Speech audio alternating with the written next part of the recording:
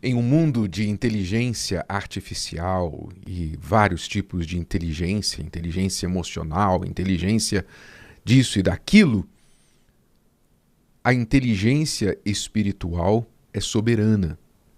Inteligência espiritual, que a Bíblia fala, Paulo falou sobre a inteligência espiritual. Depois você confere lá na sua carta aos Colossenses, capítulo 1, versículo 9. É nesse mesmo capítulo, onde ele fala da inteligência espiritual, que ele traz uma inteligência espiritual sobre o que realmente une as pessoas. O ser humano, claro, precisa aprender uma das habilidades mais eficazes, mais produtivas que você pode ter na sua vida é a habilidade de lidar com outras pessoas. Se você não é bom nos seus relacionamentos, você vai sofrer. Você vai acabar se isolando, vai ter muitos problemas com pessoas, porque ninguém vive sozinho, a não ser que você vá morar numa ilha. Mas fora isso, você depende de outras pessoas, você convive, você precisa delas. E se você não aprender a lidar com pessoas diferentes de você, pessoas com ideias, com jeitos, temperamentos diferentes, crenças diferentes, você não vai conseguir ser ninguém nessa vida, né? Então, aqui, a inteligência espiritual, que é a inteligência que vem de Deus, a inteligência que vem do alto, que vem da mente de Cristo, nos ensina através do apóstolo Paulo o seguinte, preste muita atenção, Colossenses 1, a partir do versículo 20. Diz assim, havendo por Jesus, feito a paz pelo sangue da sua cruz, ou seja, um dos efeitos do que Jesus fez na cruz foi a paz. Ele promove a paz. Ele alcança a paz. Já vou explicar como. Mantenha isso em mente. Havendo por ele feito a paz pelo sangue da sua cruz, por meio dele, reconciliar-se consigo mesmo todas as coisas, tanto as que estão na terra como as que estão nos céus. Então aqui está falando como que através do sangue do Senhor Jesus na cruz, Deus reconcilia o ser humano a ele mesmo, com Deus, né? Deus traz de volta o ser humano para si. Por quê? O sangue do seu filho na cruz resolve o grande problema da separação entre Deus e o ser humano. O pecado. O pecado faz separação entre nós e Deus. E não é só entre nós e Deus. O pecado faz separação entre pessoas também. Quando o seu marido erra com você, sua esposa erra com você, o que acontece? Vocês ficam mais íntimos? Não, vocês ficam afastados um do outro. Às vezes, acaba até em separação, divórcio, dependendo do erro, dependendo do pecado. Muitos casamentos chegam ao fim porque o cônjuge não tolera, não consegue suportar tanto erro, tanta dor causada pelo cônjuge porque errou. Quebrou a aliança, né? Fugiu daquilo que era esperado no comportamento. Meu marido mentiu para mim, me enganou por tanto tempo, me traiu, minha esposa me traiu. Então esse pecado separa vocês. No mínimo, abala a relação. E não é marido e mulher só. Isso pode acontecer entre pais e filhos. Quantos pais e filhos estão sem se falar por causa de erros cometidos um com o outro? Isso pode acontecer entre melhores amigos, sócios, vocês investiram dinheiro juntos, de repente um tem um comportamento que o outro não aceita e aí vira uma disputa judicial. Não é verdade? O pecado separa as pessoas. O que nos une? O que nos une é agradar. Só que a gente não consegue agradar sempre, não é? Se a gente não consegue agradar outro ser humano sempre, imagine agradar a Deus, que é perfeito. Ninguém é perfeito, mas Deus sendo perfeito, como a gente vai agradá-lo? Sempre.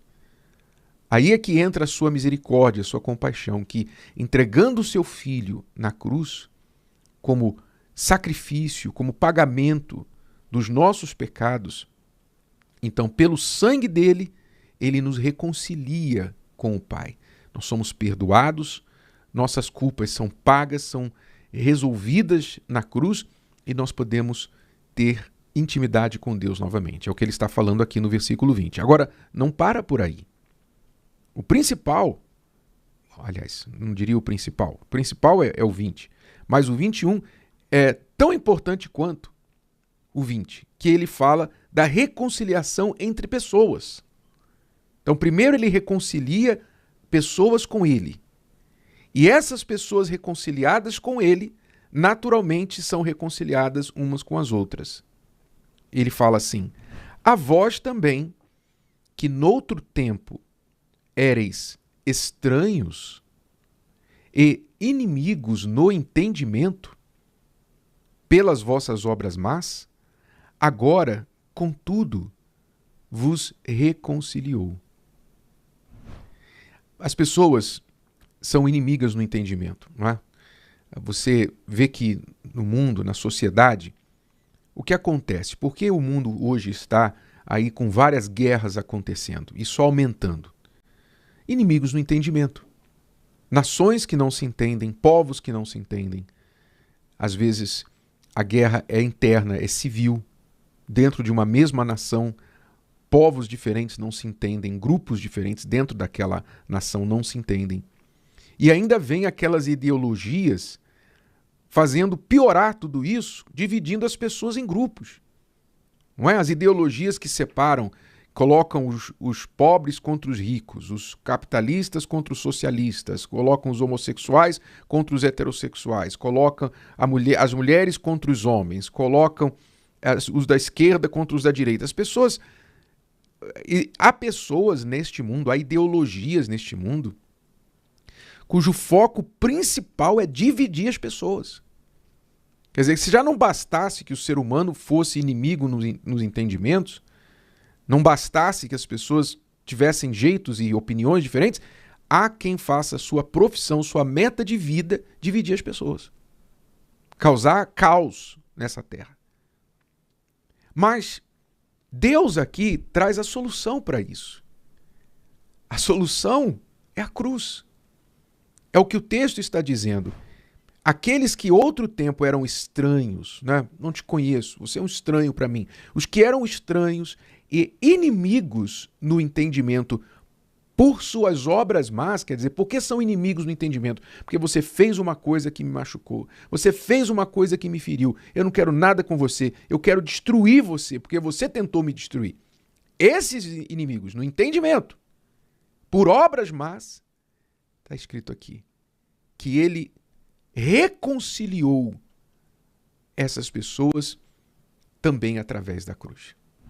Então você vê que a inteligência espiritual, essa inteligência aqui, resolve os problemas de inimizade, os problemas de egoísmo, de vingança, de desejo de vingança, as diferenças entre pessoas, os orgulhos, os egos que se chocam, as teimosias, eu estou certo, você está errado, eu estou certo, etc. Tudo isso, todas essas diferenças que fazem das pessoas inimigas no entendimento, caem por terra ao pé da cruz, quando elas se rendem àquilo que Deus fez na cruz.